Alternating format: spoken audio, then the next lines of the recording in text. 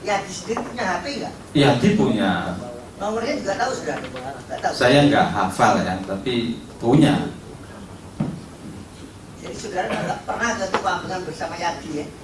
Saya tidak pernah karena saya bukan penyuka soto Ambengan. Kalau soto Madura, ya saya sering, relatif sering lah kalau dibilang sering ya, nggak relatif sering yang di favoritnya di. Iya betul betul. Yang dekat istana ya. Hafal banget.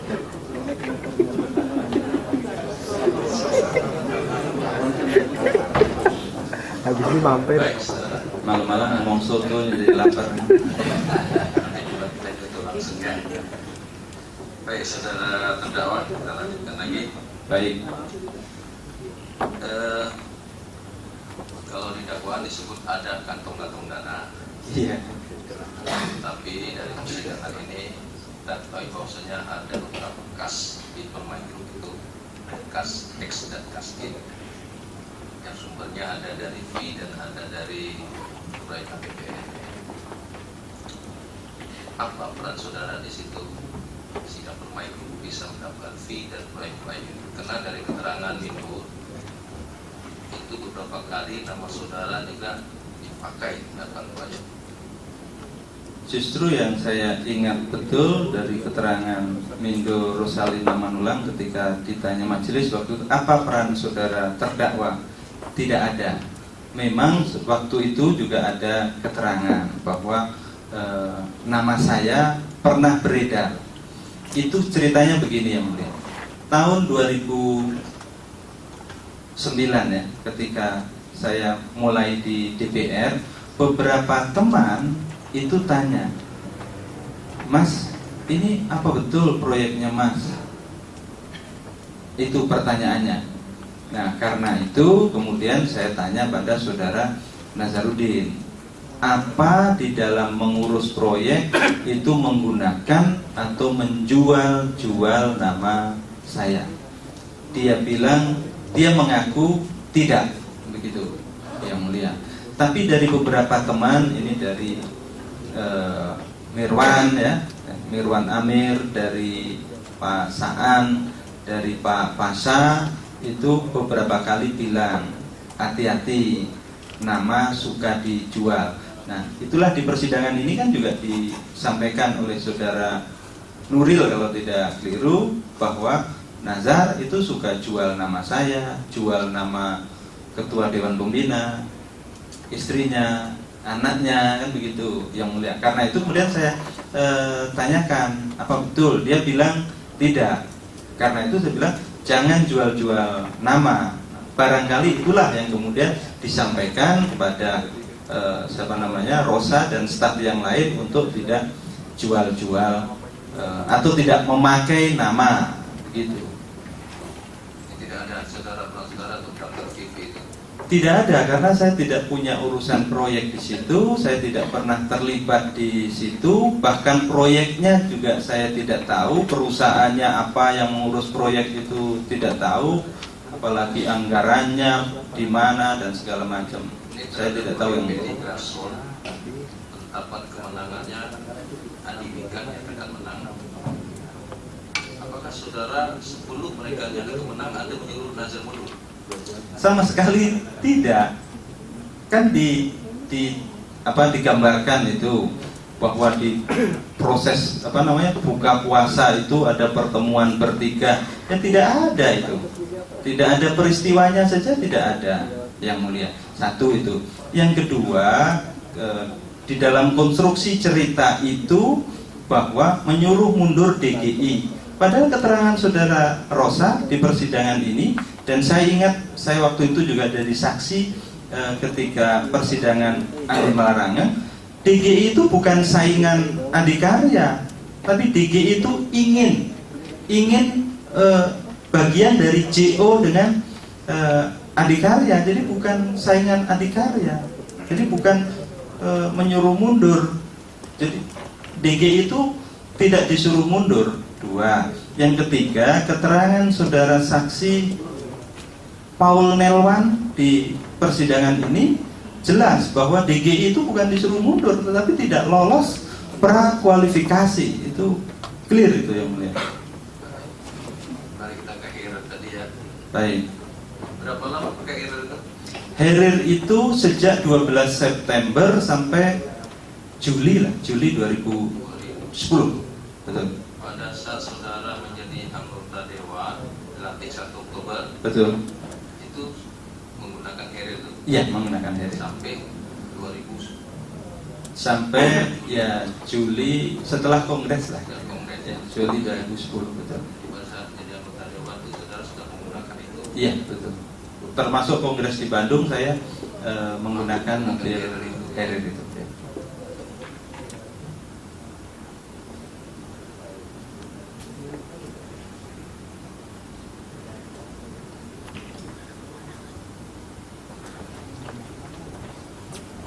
Jadi kita ke ini.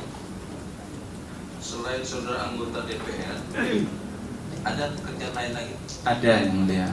Saya ini jelek-jelek konsultan politik lah untuk pilkada gitu ya. Setelah saya jadi anggota, berhenti jadi anggota KPU, saya aktif di partai. Itu saya memang tidak punya lembaga konsultan pilkada, tetapi suka dimintai bantuan untuk konsultasi pemenangan Itu pilkada. kliennya siapa aja? Terutama calon-calon yang diajukan oleh Partai Demokrat, pasangan calon yang diajukan oleh Partai Demokrat. Saudara sudah ada berapa orang atau berapa lembaga yang menggunakan jasa saudara? Bukan lembaga, tetapi Orang ada. ya calon itu. Jadi calon yang mendapatkan, misalnya pada periode Pak Hadi Utomo jadi ketua umum nih yang mulia ya. Sehingga saudara ada beberapa orang individu lah yang saudara jadi klien saudara. Banyak lah yang mulia. Banyak. Apakah juga ada honorer di situ? Ya justru di situ ada rizkinya dari situ. Meskipun tidak ada patokan harus berapa begitu. Nah, soal ini kan berkaitan dengan TPPU. Betul. Kan hakim itu menanyakan asal usul atau benda yang diduga itu apakah halal atau tidak. Iya, saya Apakah paham. logis, gitu. Betul. Saya dari pilkada itu. Dari pilkada. Bisa saudara apa? Penghasilan dari saudara sebagai konsultan itu berapa? Ya ini tidak ada patokan resmi ya. Tetapi kalau saya membantu konsultasi, misalnya bagaimana pemenangan pilkada tahapannya seperti apa dan seterusnya. Apalagi kalau calonnya kalah pun ya, Ngasih juga. itu ya karena ada keringat di situ kan, ada dikasih juga. Apalagi kalau menang itu ya namanya menang, orang syukuran ya. Nah yang begini ketika saya jadi ketua umum itu terus terang saja yang mulia cukup banyak. Ketika saya jadi ketua umum, jadi ini kebijakan saya yang mulia. Ketika saya tanda tangan rekomendasi, itu saya tidak meminta uang rekom. Ya baiklah yang tadi lah, kita anggap itu sebagai penghasilan yang halal. Iya yang mulia. Mungkin saudara bisa memperkirakan berapa lama menjadi konsultan itu? Saya aktif di Demokrat kan sejak 2005. Jadi 2005 itu sudah mulai pilkada. Ya. Pilkada itu sampai kasus ini 2010 lah. Apakah bisa saudara perkirakan berapa hasil saudara dari situ? cukup besar yang mulia kalau itu. Berapa? Kemarin Pak Tabi aja bisa hitung-hitung kira-kira 13 jam. 15 jam masih mantunya yang pinter nggak bisa nebak-nebak ya. Memperkirakan. Saya bisa kalau saya pada saat saya jadi ketua umum ya, ketua umum saja ini, saya ketua umum itu 2010 sampai 2013 awal yang mulia.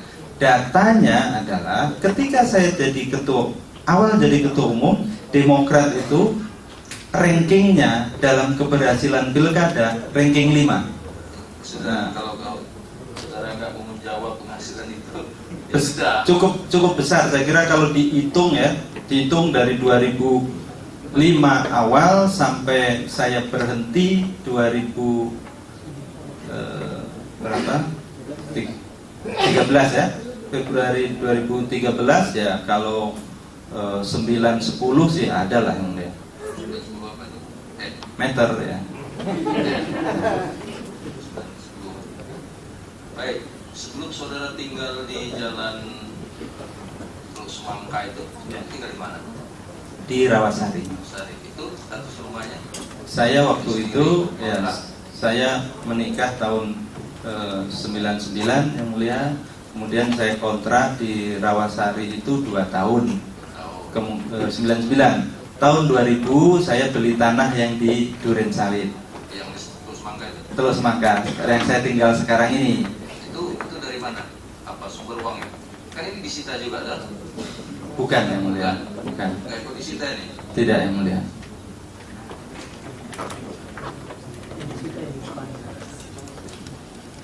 Yang Jalan Teluk Semangka Blok C9 nomor 1. Bukan, C4 nomor 7. Nggak, ya, itu nggak, karena nggak perlu saya tanya. Yang ini yang Teluk Semangka Blok C9 nomor 1. Oh ya, kalau itu yang saya beli November tahun 2010 yang berasal dari bantuan saudara Ayung itu. Dari Ayung.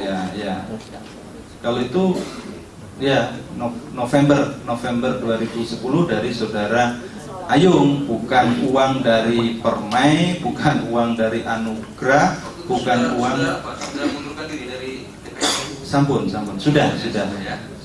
Jadi itu saya akan mengundurkan diri 26 Juli 2010. Dapat SK atau Kepres pemberhentian 21 Agustus 2010 yang mulia. Pada saat Pak Tabik itu membeli tanah yang di pesantren Kaprak itu, Baik. saudara ada memberikan bantuan untuk membeli itu? Tidak yang mulia. Justru ya, saya kalau boleh cerita yang mulia, saya waktu jadi anggota KPU yang mulia, waktu itu kan ribut soal mobil yang mulia. Ini ada petunjuk baru nih, ada kiriman dolar katanya yang kali Iya, ini. ya itu Gini, apa istilah kalau bisa jawabnya tadi?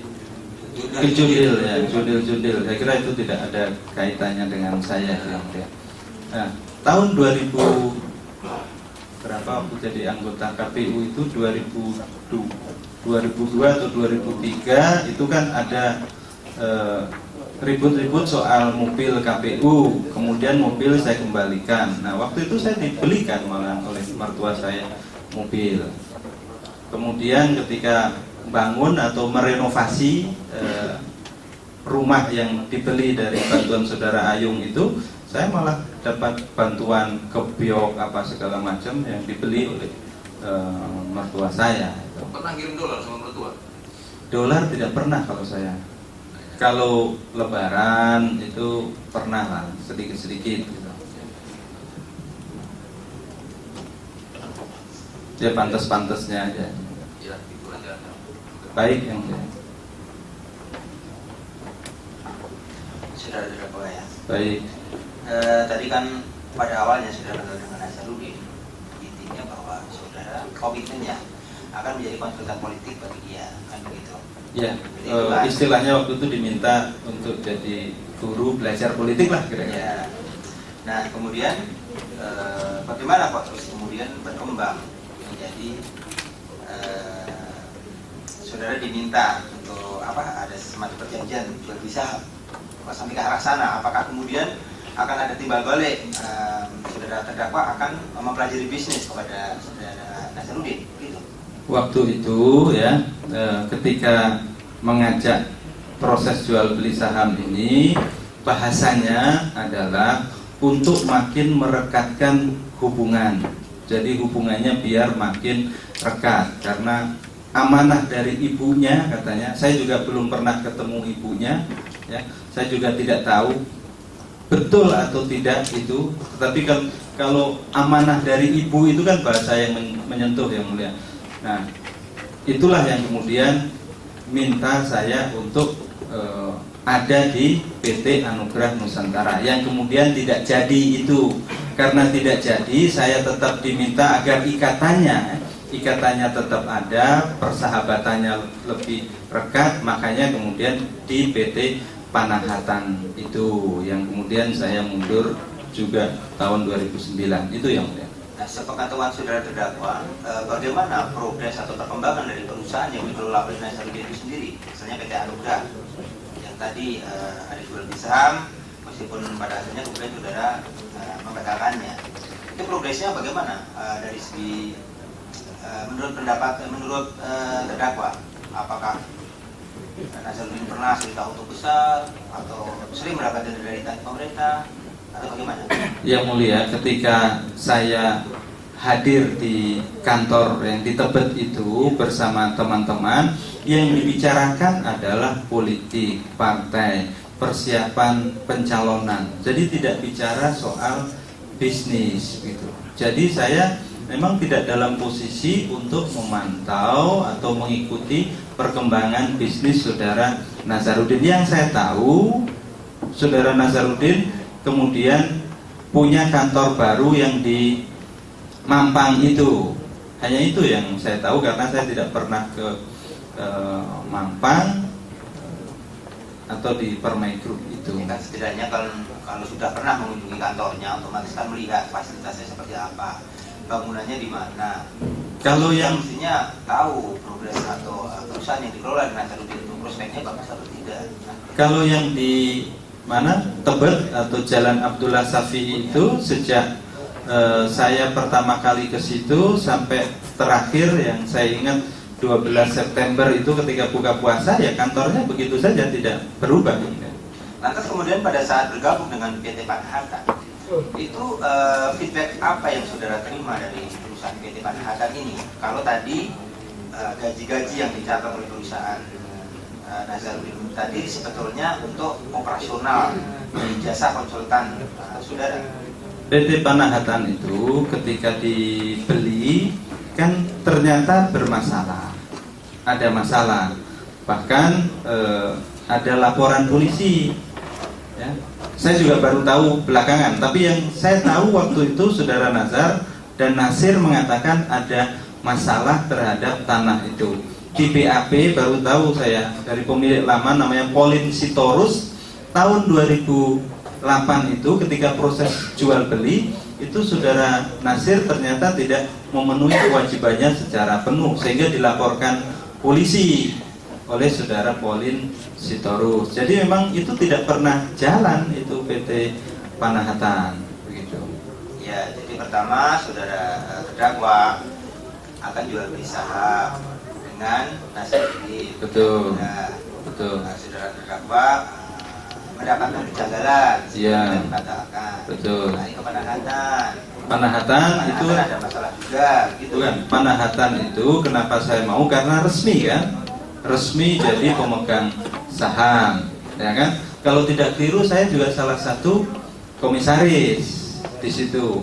Tapi kemudian ternyata di dalam prosesnya itu ada masalah. Yang saya dengar waktu itu bahkan muncul ke media, itu ada protes dari LSM lingkungan di Riau terhadap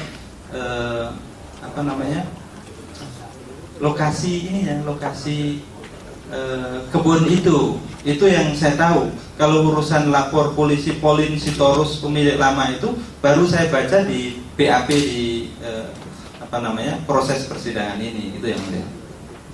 Ya, berarti kan dari dua pengalaman ini kan setidaknya saudara terdakwa sudah bisa menilai bagaimana profil dari Nazarudin itu kan. Oh, diajak ke Anugrah, ternyata menurut saudara janggal. Pindah ke Panahatan, ternyata juga track recordnya seperti itu. Waktu itu bukan track record, kan waktu itu dibeli dari orang lain. Jadi masalah itu bukan masalah itu bukan karena dibeli itu, tetapi katanya lokasi tanahnya itu yang disoal oleh LSM lingkungan di Riau gitu. Jadi berarti memang sejak awal lokasinya itu ada soal begitu. Nah, kemudian mengenai mobil Harrier tadi ya. Baik. Tadi kan saudara terdakwa menyatakan bahwa itu sebetulnya memang keinginan saudara terdakwa untuk membeli. Betul. Sudah diceritakan oleh DP dan sebagainya. Apa sudah pernah mencicil 75 juta? Betul. Februari 2010. Ya. Nah, kalau memang punya keinginan sendiri membeli mobil itu, kenapa cicilannya baru sekali? nggak dilanjutkan lagi, misalnya komitmennya seperti apa dengan Nazarudin sendiri? Apakah mau menyicil setiap bulan 75 juta atau sepunyanya uang terdakwa atau bagaimana? Ya bahasanya gampang lah urusan cicilan itu, nah, gitu. Makanya ketika ada uang 75 tahun Februari itulah yang saya kasih cicilan. Jadi memang ya istilahnya gampang lah cicilan itu, nah, begitu. Jadi bukan di susu apa namanya,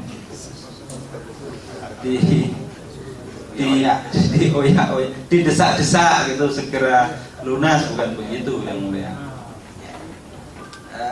Kemudian untuk mobil Toyota Camry ya, dan Toyota Alphard itu benar saudara terdakwa itu dipinjamin oleh saudara Nazarudin? Betul.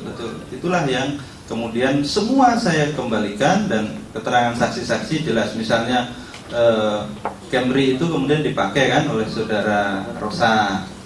Kemudian Alphard kalau tidak keliru keterangan di persidangan ini dipakai saudara Minarsi, kemudian direktur apa Rizal Ahmad apa begitu.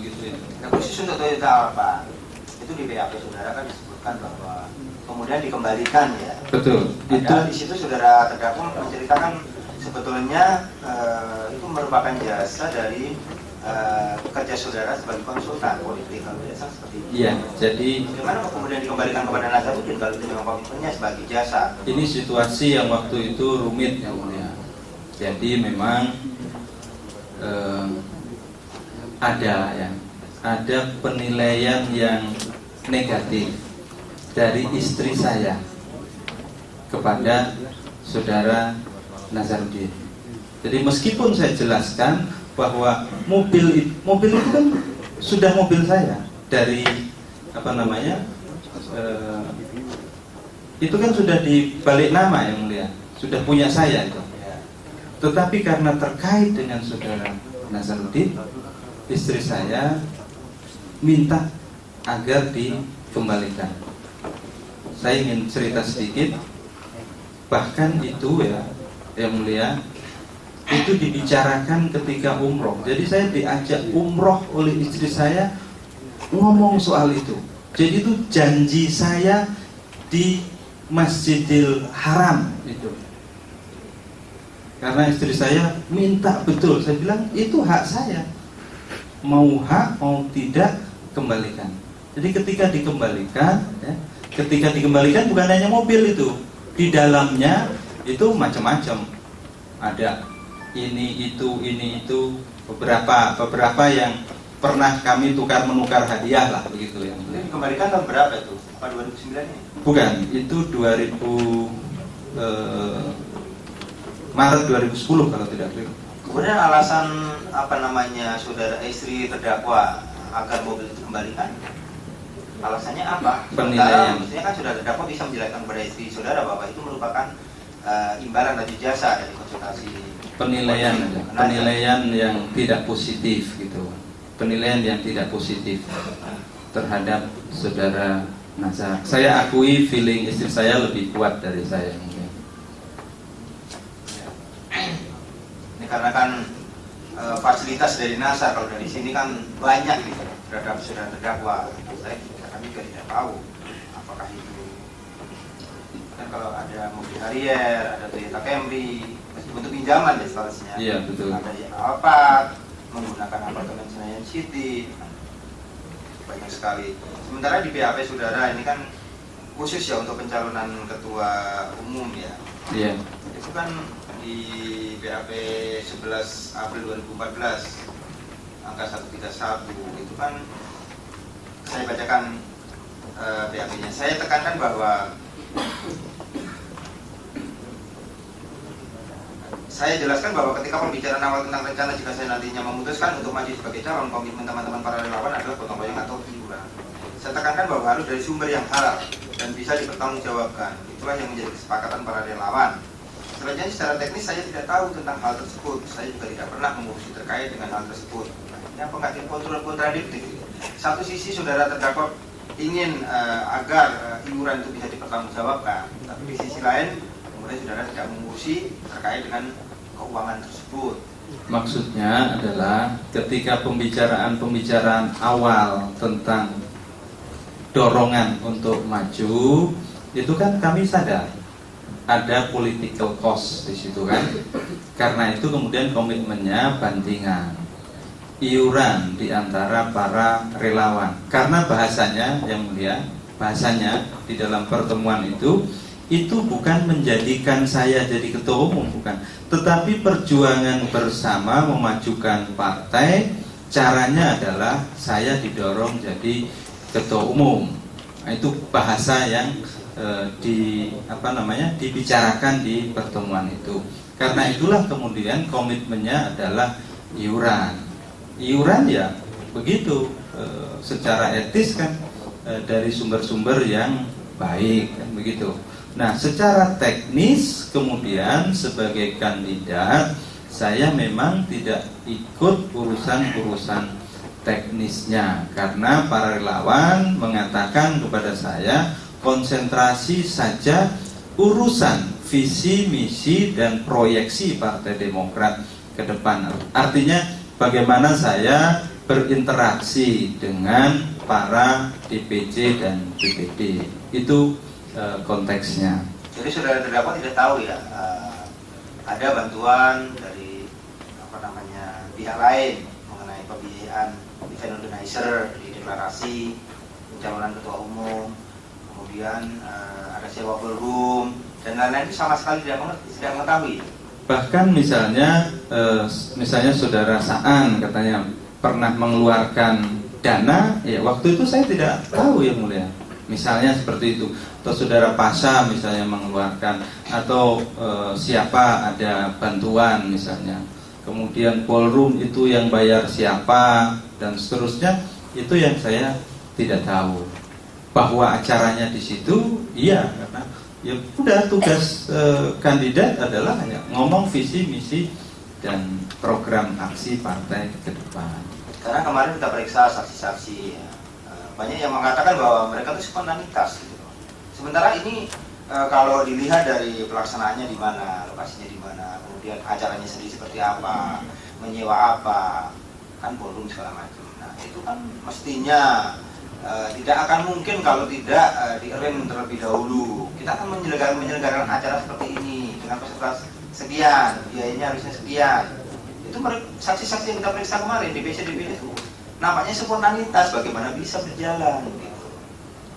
Ini pengalaman teman-teman menyelenggarakan sesuatu yang besar misalnya, itu ya, serabutan aja bisa jalan. Tetapi teknisnya soal deklarasi segala macam itu memang saya tidak ikut terlibat. Teknisnya seperti apa, apakah siapa yang bekerja ngurus ini, ngurus itu dan seterusnya, saya tidak tahu. Saya pokoknya waktu itu bahasa teman-teman sudah pidato yang bagus, kira-kira begitu. Kemudian mengenai ada fasilitas dari Denny Johar Ali ya, tadi sudah disampaikan oleh saudara terdakwa. Yeah. Itu kan kemarin Denny menjelaskan bahwa tidak hanya survei melalui telepon yang 20 juta itu saja, akan tetapi juga ada yang paling besar adalah biaya iklan di Kompas. Betul. Nah, iklan itu menurut Denny ada foto besar saudara, kemudian ada tanda tangannya. Apakah benar seperti itu? Betul. Tapi saudara tidak tahu ya berapa dana yang dikeluarkan oleh Denny? Tidak tahu karena saudara Denny CA tidak mengatakan biayanya berapa. Jadi tidak ada pembicaraan soal biaya atau kebutuhan dana yang dikeluarkan. Itu yang dikatakan saudara Denny, yaitu kontribusi dia sebagai teman yang rela membantu. Karena waktu itu saya ingat persis motivasinya untuk mengalahkan, maaf ini yang berbau Fox gitu, karena jadi kompetitor urusan konsultan politik. Saya tahu sejarah detailnya ini ketidakcocokan, tetapi tidak baik kalau saya sampaikan di forum ini. Pertanyaan terakhir untuk peminjaman mobil dari Wasyid tadi ya. Betul. Apa saudara pada waktu itu sudah menjabat sebagai anggota dewan ya? Saya sudah berhenti jadi anggota dewan. Sudah berhenti? Sudah. Nah, apakah saudara tahu bahwa kemudian mobil itu ditarik, Velfire itu ditarik karena wasitnya tidak bisa melunasi atau membayar angsuran di leasing? Dia tidak cerita mengapa mobil itu ditarik, hanya menyampaikan mobilnya ditukar ya Mas. Nanti saya tukar Gran. Misalnya Gran itu ya? Iya. Baik, dari majelis cukup. Sekarang masuk kepada penasihat. Kami persilakan. Makasih yang mulia. Makasih yang mulia. Pertama, kami terutama saya mohon maaf kepada Ibu ya. Mungkin tadi ada sedikit reaksi. Karena sebenarnya ini kalau berbicara kasusnya, perjalanan kami di 2 tahun pertama saya dengan rekan Patra. Ini mungkin suasana kebangkitan yang meliputi pada waktu situasi kasus itu muncul, sehingga secara anatomi kami secara emosional cukup terlibat. Bagaimana tekanan-tekanan itu yang kami rasakan juga. Jadi perjuangan keadilan itu kami sudah upayakan pada waktu itu dengan beberapa hal yang tadi kami juga sebenarnya persoalkan dari awal sejak penyidikan itu tentang bukti, termasuk kenapa terdakwa ini hanya salah satu calon saja yang diajukan dalam pemeriksaan, itu tidak calon yang lain. Itu sebenarnya kami. Nah, rangkaian dari itu yang mulia termasuk ada satu bukti yang ingin sampaikan pada yang mulia. Sudah pernah kami sampaikan pada penyidik, tapi kami menjaga etika. Kami tetap menghormati Komisi Pemberantasan Korupsi, menghormati jaksa penuntut umum. Walaupun kami sudah lebih lama lebih dulu tanpa mengurangi rasa hormat kami pada jaksa penuntut umum. Ekspresi itu kami rasakan ketika rekan penyidik dia tidak menerima, tidak merespon bukti. Inilah jadinya di dalam informasi dan itu tidak menjadi lengkap, tidak tercover apa yang termasuk tadi yang diajukan oleh ahli itu sebenarnya ada foto yang saya sebut realitas hubungan bertiga antara mohon maaf tersangka ini jauh lebih sabar dari kami ya. Tapi ya karena proses belajar bersabar itu akhirnya hal-hal yang semacam ini juga sebenarnya harusnya kan muncul karena masyarakat juga menunggu penjelasan karena itu dokumen itu jelas ada fotonya dari 3 SD Mas Anas dan Mas itu ada ya tapi sudah